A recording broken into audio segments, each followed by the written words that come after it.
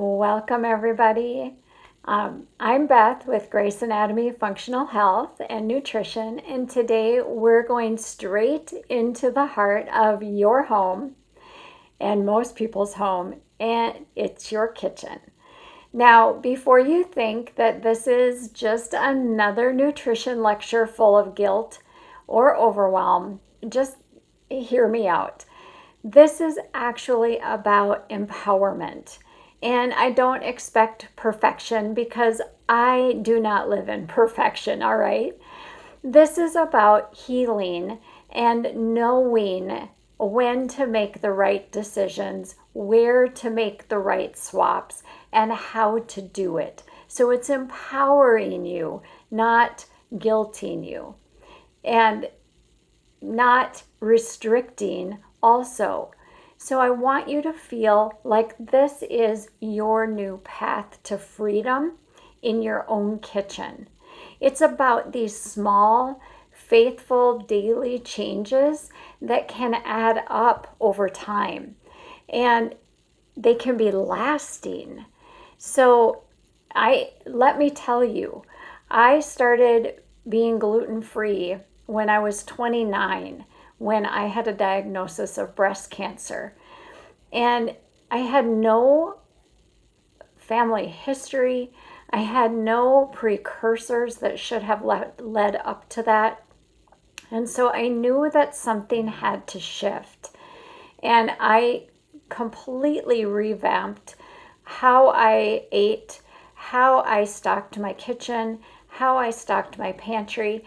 And let me tell you, back then, almost not quite 30 years ago, but almost, there were not convenience foods or even helpful ideas about being gluten-free back then. So it was very difficult to go anywhere or do anything that you didn't just eat a whole food diet with no helps. And with 4 little children, it was very difficult. So I understand your food struggles, but there's a deeper issue than just making the changes. It's about our mind shift, and it's also about your comfort level, right? About convenience and about comfort and about where your mind space is around food. But I am telling you, if you've been struggling with fatigue or bloating or brain fog, joint pain, stubborn weight that won't leave, hormone swings, your kitchen can be and may be contributing to that more than you actually realize, friends. But here's the good news. It doesn't take a total kitchen overhaul to start feeling much better. Just a few changes can make a huge difference.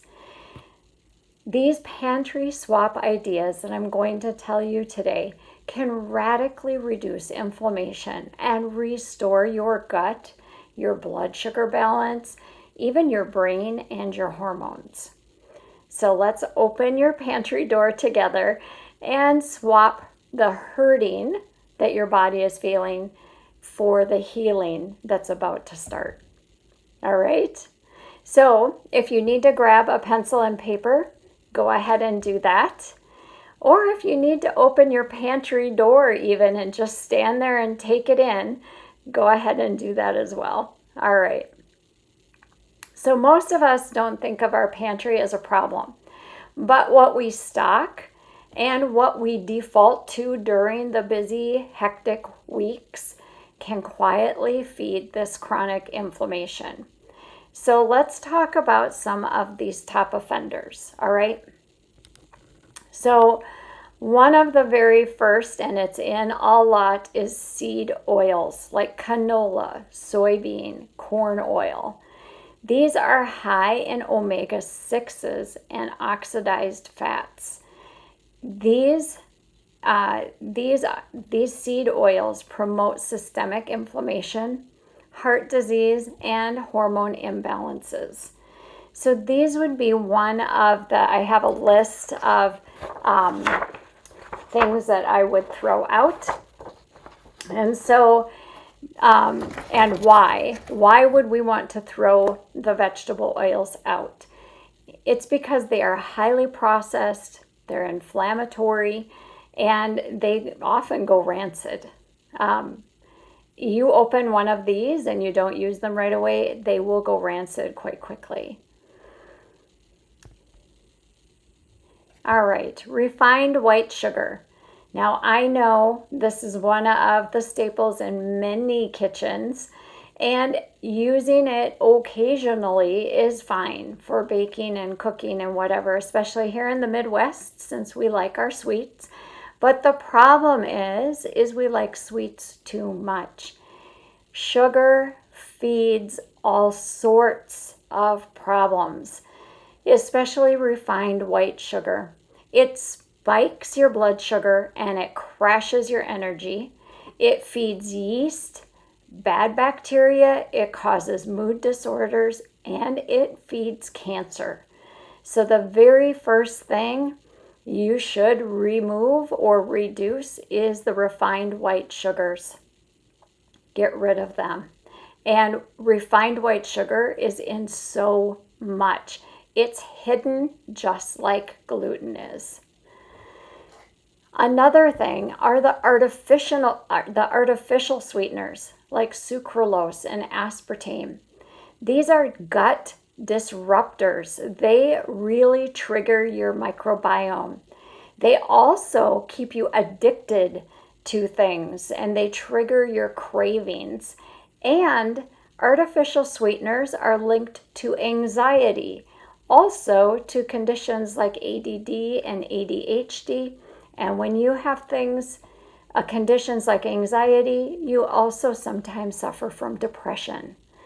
So you want to really reduce or limit or avoid artificial sweeteners.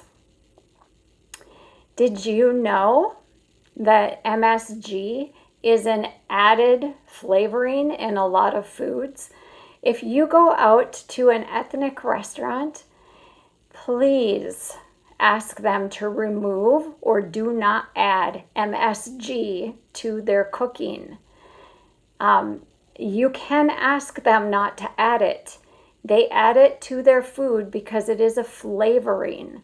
So ask them not to add it if you are eating out.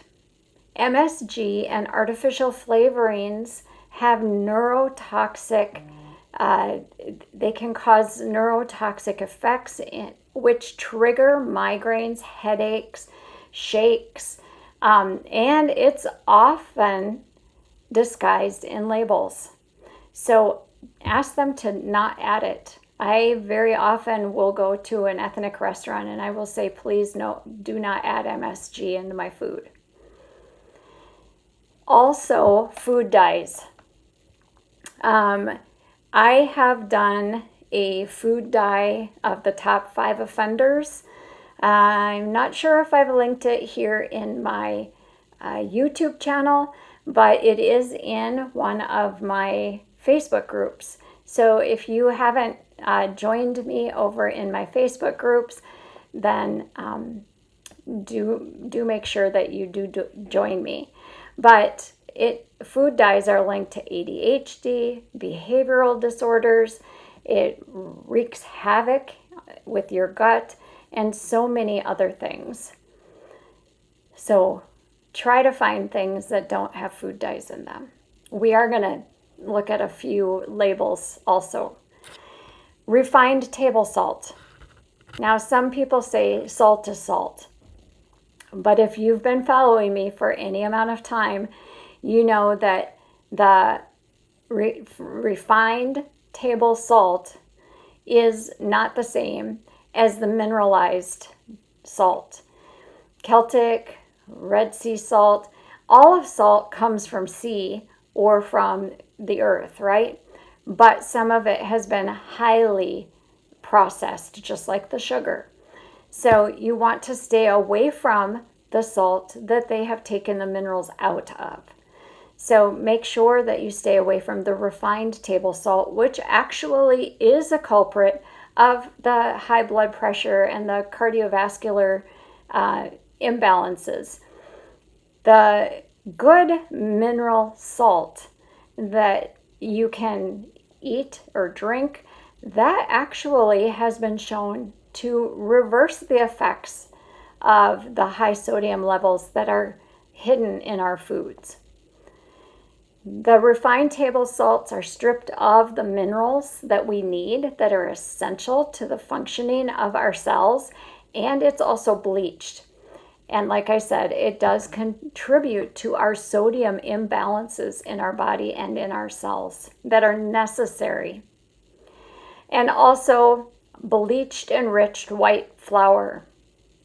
The reason they strip every nutrient out of that white flour, they bleach it, and then they add things back into it, the essential enzymes, and they do that so that it doesn't go bad on the shelf.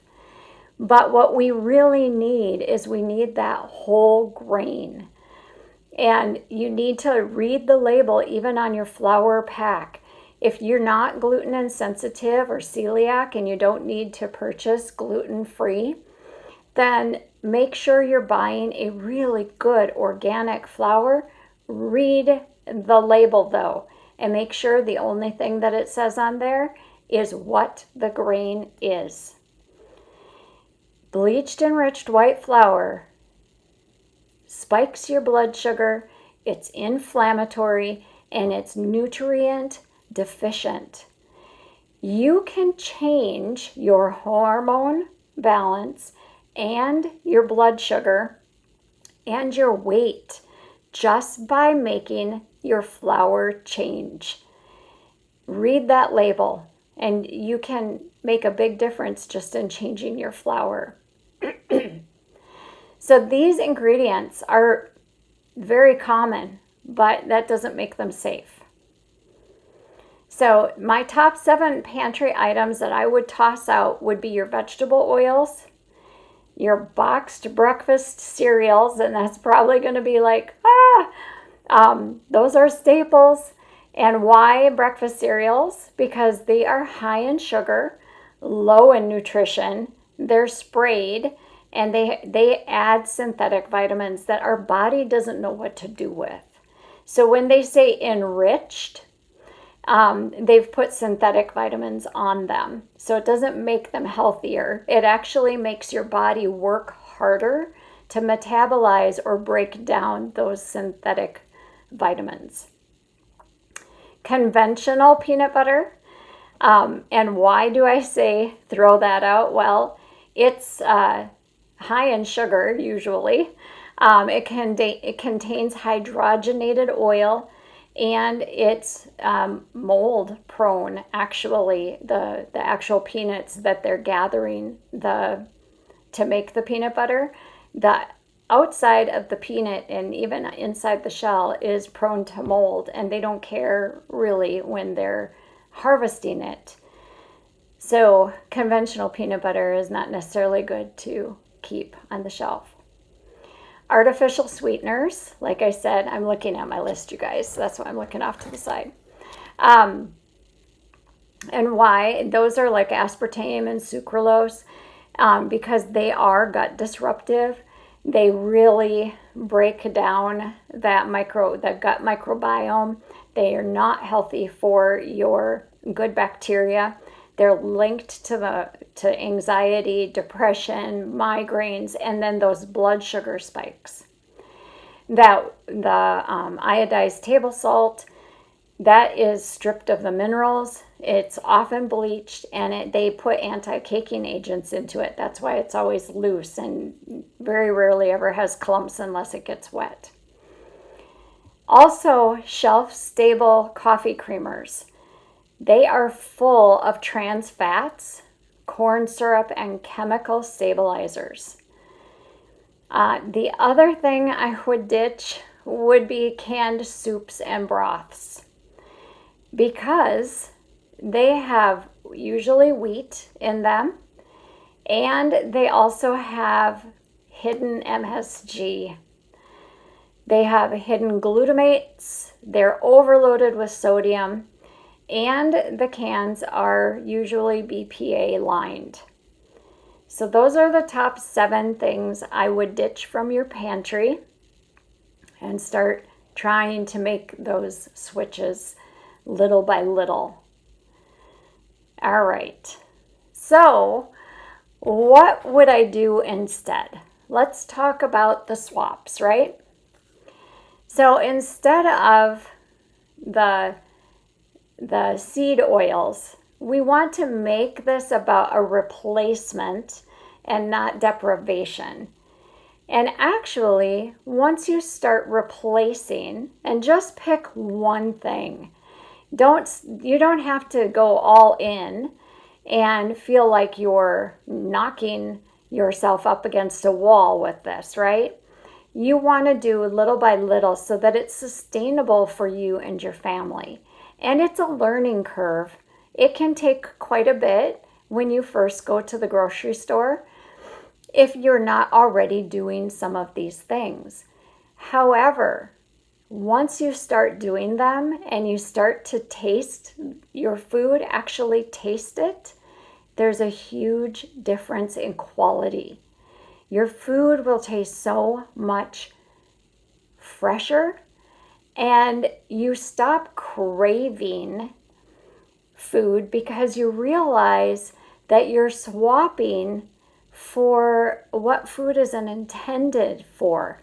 You no longer are craving something because you realize that food was intended for our nourishment, not for our indulgence.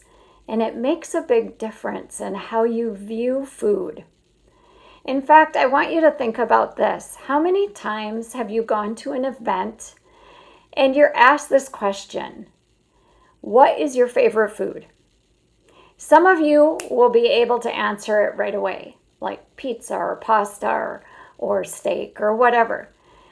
But for me, I just had this conversation with a friend and a colleague actually last week. We were talking about food because we're planning an event, and we're like, wow, so many times we wrap our heads around the importance of food, but yet for us, we couldn't name one thing that was our favorite because we don't view food as an indulgence. We view it as what the food is doing to nourish our body and how is it serving us and how thankful we are. Like when I go out to my garden, I really am thankful for picking that fresh fruit or that fresh vegetable or that herb and what it's going to do for my body. So you start to taste your food and you don't necessarily crave it, but when you taste it, you're actually tasting it. So it'll all make sense when you start replacing some of these things because you can really taste the flavor. So here are 7 pantry swaps. So instead of the seed oils, and many of us are doing this already, use extra virgin olive oil, avocado oil, or coconut oil, one of those oils that are lighter, and you want to make sure they're cold pressed, first pressed, and organic. Instead of the white sugar, use raw honey or maple syrup or even medjool dates. Of course, now with medjool dates, you need to use those in moderation, but they work great, especially if you're needing a thickener or something that you need like a base for when you're baking or making like a sweet treat. Instead of sucralose or aspartame, use the green leaf of the stevia plant.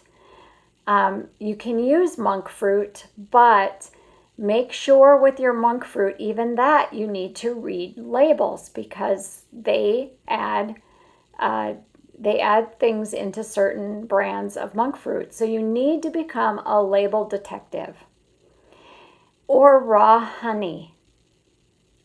The other thing is making sure that your honey is a good, reliable source. Same with maple syrup. Make sure it's true maple syrup and not the corn syrup based so-called maple syrup. You want to make sure it's true maple syrup. Instead of MSG and fake flavorings, use the real herbs and spices. Use nutritional yeast and use sea salt for flavor. It's very easy to get a really full flavored food with real herbs and spices. And nutritional yeast gives a good nutty and cheesy, just a full flavor effect to your meals.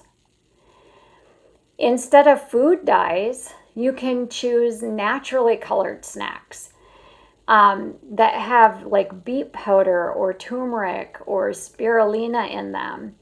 And that gives a great burst of color to pastas and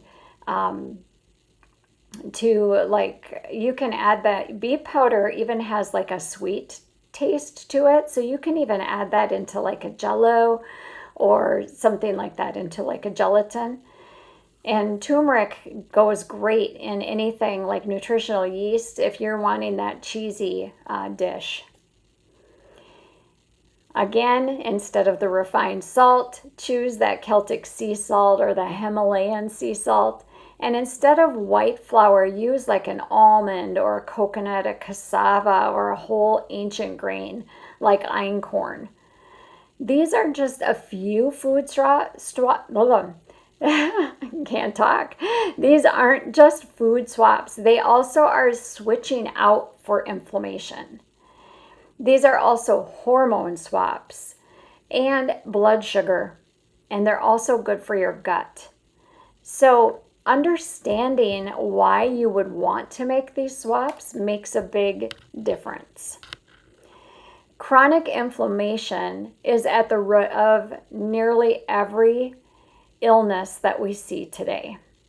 It's part of heart disease, it's part of autoimmune issues, Alzheimer's, diabetes, hormone problems, and even mood disorders.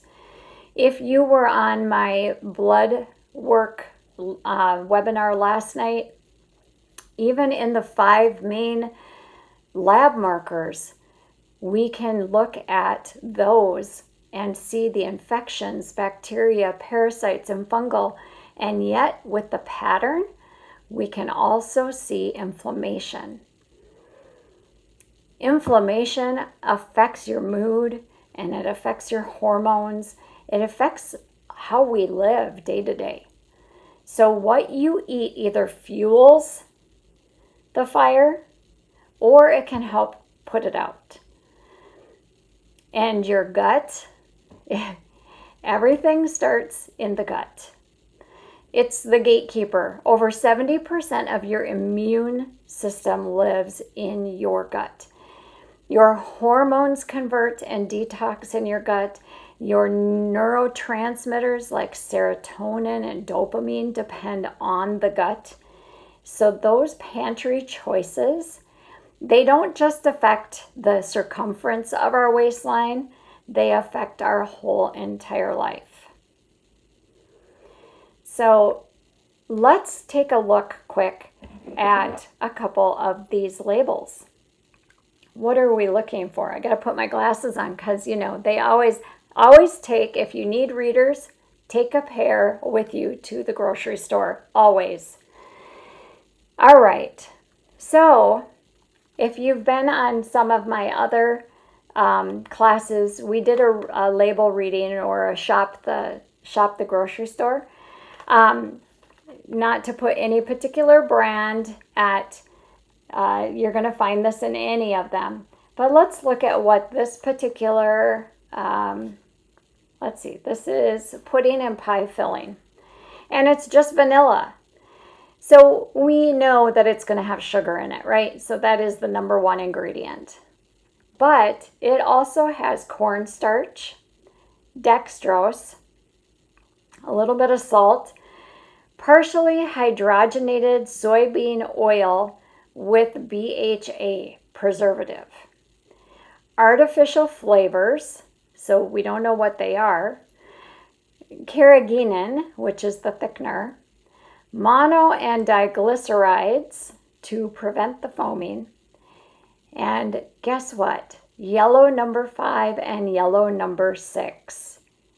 So technically, we should not eat this. And again, it's about, are you eating these all the time or just once in a while? It's making a choice. It's making a choice to detoxify your pantry and detoxify your life. Let's look at another one that might be a staple in your home. This is pie filling.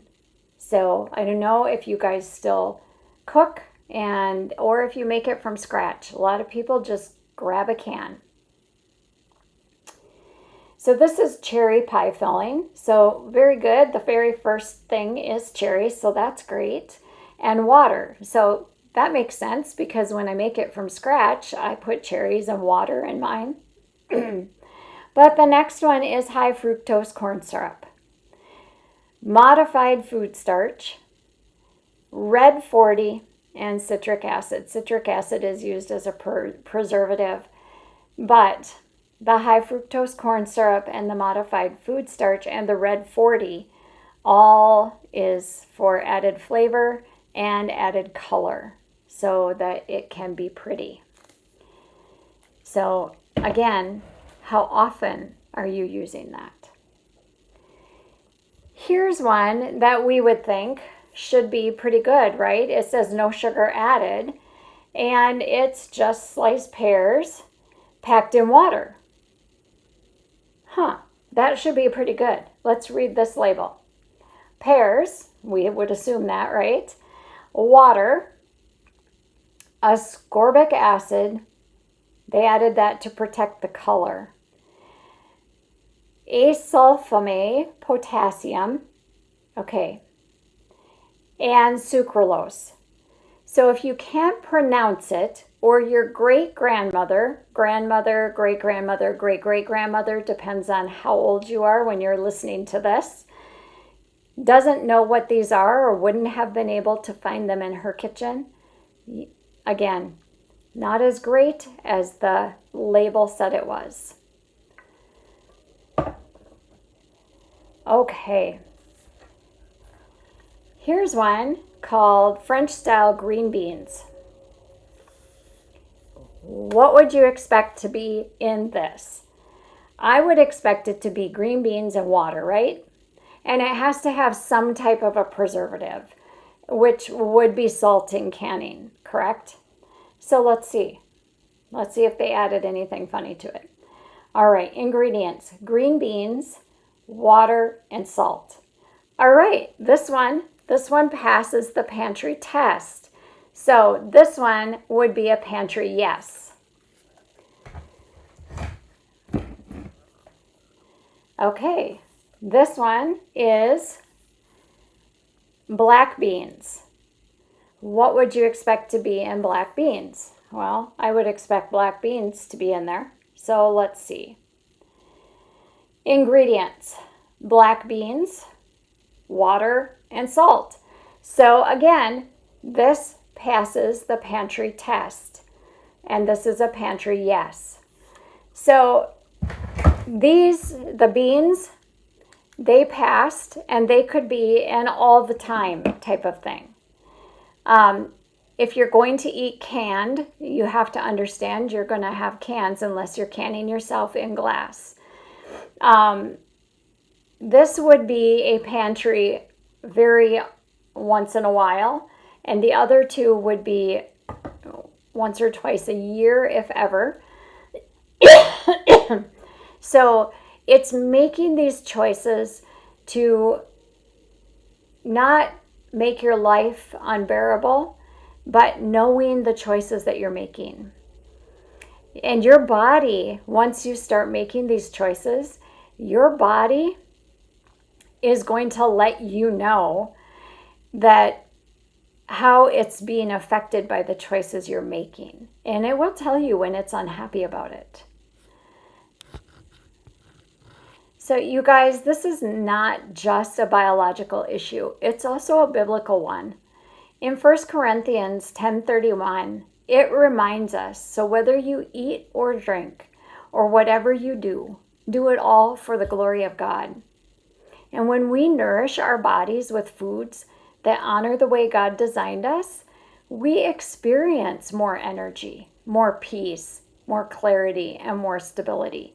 And we could become better stewards of this temple that He entrusted us with. So, like we just did, I want you to make this a practical step. I want you to walk through your pantry this week. Grab 3 common items that you use on a daily or a weekly and look at the label. I want you to look for the hidden sugars, the dyes, the seed oils, and the synthetic preservatives.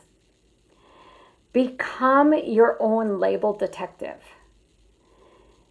And like I said before, this is your tip. If the ingredients list reads like a science experiment, put it back. And the better thing is find alternatives with 5 ingredients or fewer that are all recognizable and all pronounceable. And a good rule of thumb to add to that is if your great-grandma or great-great-grandma wouldn't recognize it, it probably doesn't begin in your healing journey, right? So, what are the things you're looking out for? I want to give you these. You're looking out for artificial sweeteners like sucralose, aspartame, asulfame K, and saccharin. You want to avoid these because it disrupts your gut microbiome, increases your cravings because they're addictive, and they are linked to anxiety and headaches. You're looking for food dyes and color additives like red 40, yellow 5 and 6, blue 1 and 2, titanium dioxide. A lot of people don't know that that one is a food coloring. These are linked to hyperactivity, behavior issues, the gut disruption, and allergies. And refined seed oils like canola, soybean, corn, and generic vegetable oils. Why avoiding these is important is because they have oxidized omega-6s in them. These increase inflammation and they impair hormone function and they damage your cells. You're going to want to look out for refined sugars and syrups like high fructose corn syrup solids, glucose, maltose, dextrose, and cane sugars. Cane sugar in moderation is okay once in a while, but not all the time or not in excess. These sugars drive your insulin resistance up. It causes candida overgrowth and it causes energy crashes. Again, the refined salts, iodized salt, sodium benzoate, monosodium glutamate, the MSG, and disodium inositol. These disrupt your sodium-potassium balance in your cells. It contributes to bloating and neurological effects. So, that is what I would recommend for you guys to try to read those labels and become your own detective. I want you to know that your health isn't determined just by one meal, but it's by the patterns that we continue to repeat, you guys. Our healing really does start here at home in our pantry, in our fridges, in our habits. It's not the once in a while or the occasional out to eat or over to a friend's house, unless we actually have a condition that we need to be more diligent about. So here's not an assignment, but an invitation for you to explore. Clean out one shelf of your pantry or your food storage area or whatever this week. Task yourself with it. Write it down. Task yourself with it. Then make one swap this week. One swap. Whether it be your oil. Just decide, I'm not going to use this particular oil ever again, and make that one swap. And then choose one healing upgrade you're going to stick with.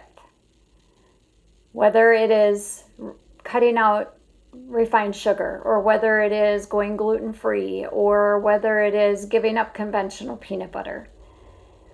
And if you want help doing this step by step, then book a call with me and I'll help you go through that process.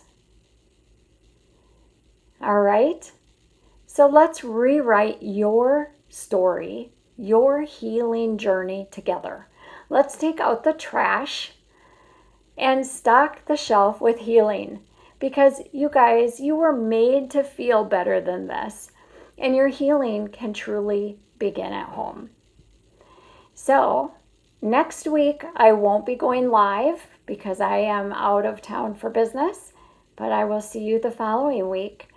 Until then, follow me, because we will be having added little tidbits and tips and tricks throughout the week. I'll see you next time. Bye, everybody.